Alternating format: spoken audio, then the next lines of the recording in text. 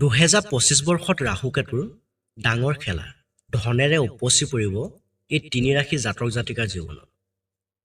ৰাহু আৰু কেতুৰ জ্যোতিষশাস্ত্ৰত ছায়া গ্ৰহ বুলি কোৱা হয়।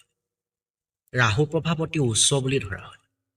জ্যোতিষী মতে কোনো ব্যক্তি কুষ্ঠিত যদি ৰাহু কোনো অশুভ স্থানত পৰে তেন্তে তেওঁৰ জীৱনত সকলো ধৰণৰ সমস্যাৰ সন্মুখীন হ'ব লগা হয়।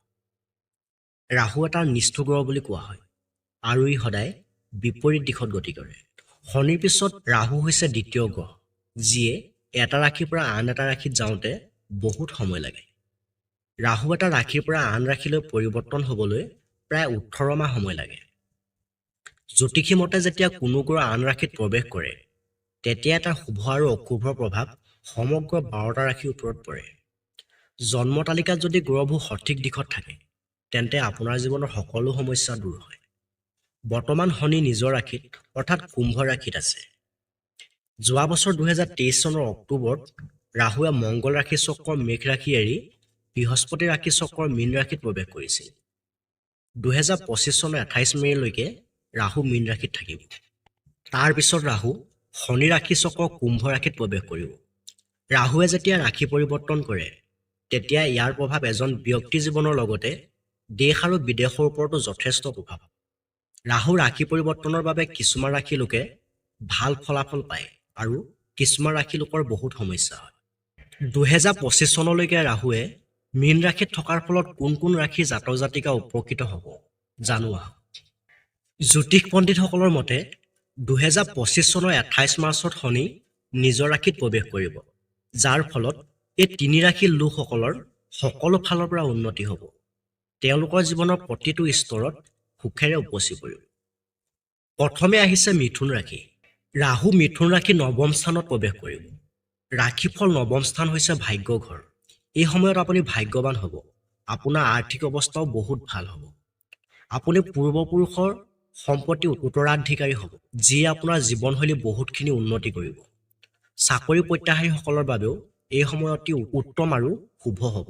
কৰ্মক্ষেত্ৰত সন্মান আৰু খ্যাতি পাব। ২০২৫ বৰ্ষত মিথুন ৰাশিৰ লোকসকলৰ কৰ্মক্ষেত্ৰ কেনে হ'ব আহক সবিশেষ জানো। ২০২৫ বৰ্ষত মিথুন ৰাশিৰ লোকসকলৰ কৰ্মস্থানত ৰাহু অৱস্থান কৰি বিশেষ শুভ ফল নিৰূপণ কৰিছে। কিন্তু কৰ্মস্থানত ৰাহুৰ অৱস্থান থকাৰ বাবে কৰ্মক্ষেত্ৰত সাৱধানতা অৱলম্বন কৰাটো ভাল। ব্যৱসায়ৰ লগত জড়িত হৈ থকা লোকসকলৰ বাবে ভাল বুলি ক'ব। কাৰিকৰী দিশত অধ্যয়ন কৰি থকাসকলৰ ২০২৫ বৰ্ষত কাৰিকৰী দিশটো কৰ্মপ্ৰাপ্তিৰ দিশ আছে। নিবনুৱাসকলে ২০২৫ বৰ্ষত নতুন কৰ্মসন্ধান লাভ কৰিব। কৰ্মক্ষেত্ৰত পদোন্নতি যোগ আছে।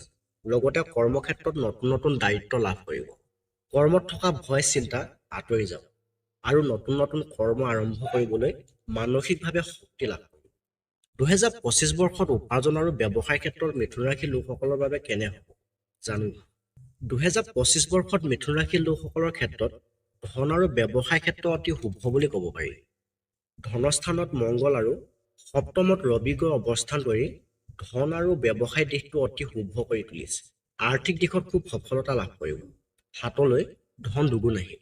ব্যৱসায় ক্ষেত্ৰত সফলতা লাভ কৰিব পাৰিব। নতুন নতুন ব্যৱসায় ক্ষেত্ৰতো আগবাঢ়ি যাব পাৰিব। ২০২৫ বৰ্ষত মিথুন ৰাশিৰ স্বাস্থ্যৰ বিষয়ে অলপ জানো আহক। চলিত বৰ্ষত মিথুন ৰাশিৰ লোকসকলৰ স্বাস্থ্য ভাল হ'ব। স্বাস্থ্যৰ উন্নতি হ'ব।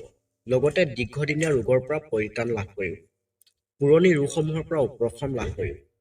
শাৰীৰিক আৰু মানসিক স্বাস্থ্য সকলো ফালৰ পৰা ভাল হ'ব এই ২০২৫ বৰ্ষত। আৰু লগতে এই ২০২৫ বৰ্ষত প্ৰেম বিবাহৰ ক্ষেত্ৰত মিথুন ৰাশিৰ লোকসকলৰ বাবে খুব শুভ বুলি ক'ব পাৰি। সপ্তম স্থানত গ্ৰহসমূহ অৱস্থান কৰাৰ ফলত প্ৰেম আৰু বিবাহৰ দিশটো সবল হ'ব। প্ৰেমত থকা বাধাসমূহ নাইকিয়া হ'ব। ২০২৫ বৰ্ষত বিদ্যাৰ ক্ষেত্ৰত মিথুন ৰাশিৰ বাবে কেনে হ'ব আহক সবিশেষ জানো। ২০২৫ বৰ্ষত বিদ্যাৰ ক্ষেত্ৰত মিথুন ৰাশিৰ লোকসকলৰ বাবে শুভ বুলি ক'ব পাৰি। কিন্তু বিদ্যাস্থানত কেতু অৱস্থান কৰিছে, যাৰ ফলত বিদ্যাৰ ক্ষেত্ৰত অলপ সাৱধানতা অৱলম্বন কৰাটো ভাল হ'ব। তথাপিও যিসকল পৰীক্ষাৰ্থী আছে তেওঁলোকে পৰীক্ষাত ভাল ফলাফল লাভ কৰিব পাৰিব। বাহিৰত অধ্যয়ন কৰিব বিচৰাসকলেও বাহিৰত অধ্যয়ন কৰাৰ যোগ আছে। মেডিকেল বা ইঞ্জিনিয়াৰিঙত অধ্যয়ন কৰি থকাসকলৰ বাবেও এই বৰ্ষটো আটাইতকৈ শুভ বুলি ক'ব পাৰি। ২ নম্বৰতে আহিছে বৃষ ৰাশি। ৰাহু বৃষ ৰাশি ১১ নং স্থানত আছে। এই ৰাশিৰ লোকসকলৰ জীৱনত ধন সম্পত্তি আৰু বিলাসিতা এই বৰ্ষত অভাৱ নহয়। এই ৰাশিৰ লোকসকলৰ আৰ্থিক অৱস্থা যথেষ্ট উন্নত আৰু লগতে উপাৰ্জনো ক্ৰমাগতভাৱে বৃদ্ধি পাব। চাকৰিৰ ক্ষেত্ৰত কৰ্মচাৰীৰ পদোন্নতি আছে। ব্যৱসায়ীসকলে ভাল লাভ আৰু নতুন চুক্তি লাভ কৰিব। এই ৰাশিৰ জাতক জাতিকাসকলে তেওঁলোকৰ জীৱনত সকলো ধৰণৰ সুখ আৰু সমৃদ্ধি দেখিব। কিছুমান ব্যৱধানত হঠাতে আৰ্থিক লাভৰো সম্ভাৱনা থাকিব পাৰে আৰু কোনো কাম বেছি দিনলৈকে ৰৈ নাথাকিব। 2025 বৰ্ষত কৰ্মক্ষেত্ৰত বৃষ ৰাশিৰ লোকে কেনেধৰণৰ ফলাফল লাভ কৰিব পাৰিব জানো আহক। 2025 বৰ্ষত মিথুন ৰাশিৰ লোকসকলৰ কৰ্মক্ষেত্ৰত শুক্ৰ আৰু শনি স্বৰ্গীয় হৈ থকাৰ ফলত কৰ্মস্থান অতি শুভ বুলি ক'ব পাৰি। ইয়াৰ উপৰিও কৰ্মস্থানলৈ মংগল গ্ৰহৰ পুনৰ দৃষ্টি থাকিব, যাৰ ফলত কৰ্মস্থান আৰু অধিক শক্তিশালী হ'ব। এই বৰ্ষত নিবনুৱাসকলৰ বাবেও কৰ্মপ্ৰাপ্তিৰ যোগ আছে আৰু চৰকাৰী চাকৰিৰ বাবে চেষ্টা কৰি থকা সকলৰো চাকৰি লাভৰ যোগ আছে। বৰ্তমান কৰ্মৰত হৈ থকা সকলৰো পদোন্নতি থাকিব। ব্যৱসায় বাণিজ্য উন্নতি হোৱাৰ লগতে আয় উপাৰ্জনো দুগুণ বৃদ্ধি হ'ব। কৰ্মক্ষেত্ৰত যদি কিবা বাধা আছে তেন্তে এই বৰ্ষত সেই বাধাসমূহ আঁতৰি যাব আৰু কৰ্মক্ষেত্ৰ খুব সহজেৰে আগবাঢ়িব পাৰিব।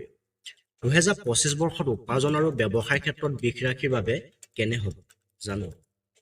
2025 বৰ্ষত বৃষ ৰাশিৰ লোকসকলৰ ক্ষেত্ৰত ধনপতি বুধ সপ্তম স্থানত অৱস্থান কৰি ধন আৰু ব্যৱসায় দিশটো বিশেষ কৰি তুলিছে।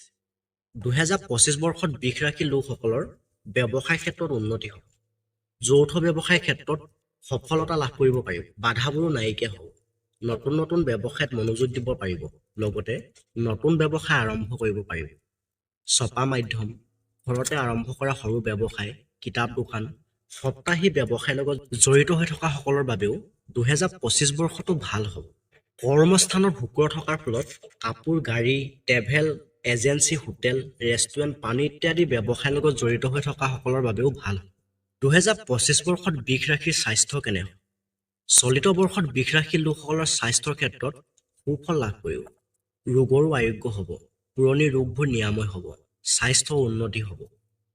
শাৰীৰিক আৰু মানসিক স্বাস্থ্য সকলো দিশৰ পৰা উন্নতি হ'ব। 2025 বৰ্ষত কৰ্মক্ষেত্ৰত বৃষ ৰাশিৰ ফলাফল এনেধৰণৰ হ'ব। 2025 বৰ্ষত বৃষ ৰাশিৰ লোকসকলৰ কৰ্মস্থানত শুক্ৰ আৰু শনি স্বৰ্গীয় হৈ থকাৰ ফলত কৰ্মস্থান অতি শুভ বুলি ক'ব পাৰি। ইয়াৰ উপৰিও কৰ্মস্থানলৈ মংগল গ্ৰহৰ পুনৰ দৃষ্টি থাকিব, যাৰ ফলত কৰ্মস্থান আৰু শুভ হৈ পৰিব। এই বৰ্ষত নিবনুৱাসকলৰ বাবেও কৰ্মপ্ৰাপ্তিৰ যোগ আছে। চৰকাৰী চাকৰিৰ বাবে চেষ্টা কৰি থকা সকলৰো চাকৰি লাভৰ যোগ আছে। বৰ্তমান কৰ্মৰত হৈ থকা সকলৰো পদোন্নতি যোগ আছে। ব্যৱসায় বাণিজ্যত উন্নতি হোৱাৰ লগতে আয় উপাৰ্জন দুগুণ বৃদ্ধি হ'ব। কৰ্মক্ষেত্ৰত যদি কিবা বাধা আছে তেন্তে এই বৰ্ষত সেই বাধাসমূহ আঁতৰি যাব আৰু কৰ্মক্ষেত্ৰত খুব সাহসেৰে আগবাঢ়িব পাৰিব। 2025 বৰ্ষত উপাৰ্জন আৰু ব্যৱসায়ৰ ক্ষেত্ৰত লোকসকল এনেধৰণৰ ফল পাব। 2025 বৰ্ষত বৃষ ৰাশিৰ লোকসকলৰ ক্ষেত্ৰত ধনপতি বুধ সপ্তম স্থানত অৱস্থান কৰি উপাৰ্জন আৰু ব্যৱসায়ৰ ক্ষেত্ৰখন অতি সুন্দৰ কৰি তুলিছে। 2025 বৰ্ষত বৃষ ৰাশিৰ লোকসকলৰ ব্যৱসায়ৰ ক্ষেত্ৰত উন্নতি হ'ব। যৌথ ব্যৱসায়ৰ ক্ষেত্ৰত সফলতা লাভ কৰিব। বাধাবোৰো নাইকিয়া হ'ব। নতুন নতুন ব্যৱসায়ত মনোযোগ দিব পাৰিব। লগতে আৰম্ভ কৰিব পাৰিব।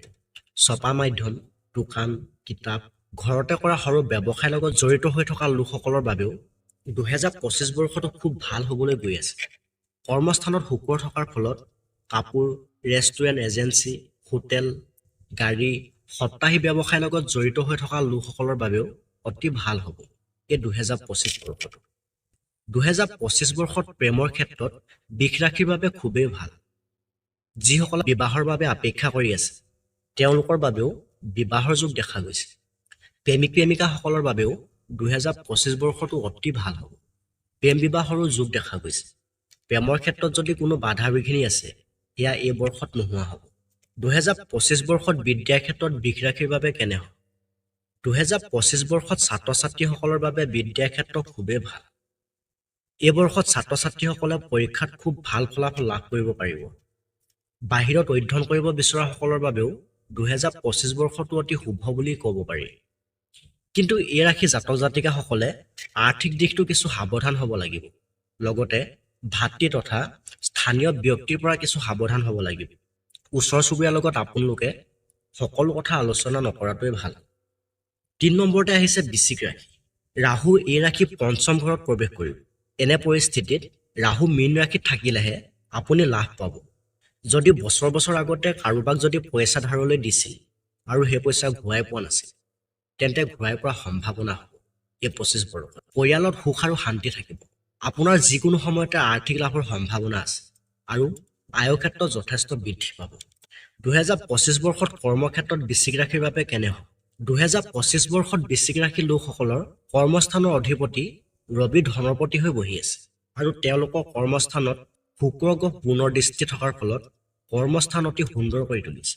এই বৰ্ষত এই ৰাশিৰ লোকসকলৰ বাবে কৰ্মস্থান অতি ভাল হ'ব আৰু কৰ্মৰ জৰিয়তে অধিক ধন লাভৰ সুযোগ আছে আৰু ইয়াৰ লগতে ভ্ৰমণৰো যোগ আছে। সমাজকৰ্মীসকলৰ সামাজিক কৰ্মত ব্যস্ততাৰ প্ৰভাৱ বেছি হ'ব পাৰে এই 25 বৰ্ষত। ৰাজনৈতিকভাৱে জড়িত ব্যক্তিসকলৰ ৰাজনৈতিক সফলতা লাভ কৰিবলৈ সক্ষম হ'ব। পদোন্নতি বিচাৰি থকা সকলৰ বাবেও পদোন্নতিৰ যথেষ্ট সম্ভাৱনা আছে। নিবনুৱাসকলৰ বাবেও এই বৰ্ষটো অতি ভাল বুলি ক'ব পাৰি। চৰকাৰী চাকৰি বিচাৰি থকা সকলৰ বাবেও এই বৰ্ষটো ভাল হ'ব। 2025 বৰ্ষত বৃষ ৰাশি উপাৰ্জন আৰু ব্যৱসায় বিষয়ে জানি লওক।